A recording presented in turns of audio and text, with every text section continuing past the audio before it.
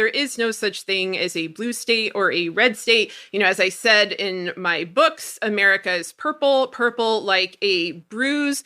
And so, one of the things that Texas has shown is what it might look like in reality if a state were to secede. And this goes out to the MAGA fans, as well as all the faux progressives wanting to secede into some sort of liberal paradise. What you actually end up with this kind of balkanization is an incredibly dysfunctional miniature version of this dysfunction that we have now, in which, plutocrats and other corrupt actors will capitalize on people's pain. This is what will happen if there is successful secession, no matter where it goes. There are no noble actors here. You're going to have, everyone's heard about the guy whose power stayed on during the storm and he ended up with a $16,000 bill. You're going to see that. You're going to see more of that exploitation, more of that lawlessness if we are to break apart. Because, of course, why did this happen to Texas? It's because almost all of Texas, with the exception of the Panhandle,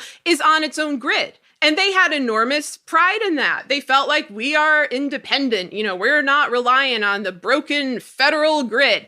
And, it all imploded. I mean, they were like seconds away from Texas, one of our wealthiest, largest states, having no electricity, and in some areas, no running water for months on end. They very narrowly averted an even greater disaster. And so that kind of problem, which I think people just don't think this stuff through. Like, if there's secession, well, what happens to power grids? What happens to the military? What happens to our weapons? What happens to our economies, to trade, to borders, to families being separated over borders? Like, you have to actually think this stuff through. I'll just tell you, it's going to look a lot like what Texas looked like last week. So let's stay together.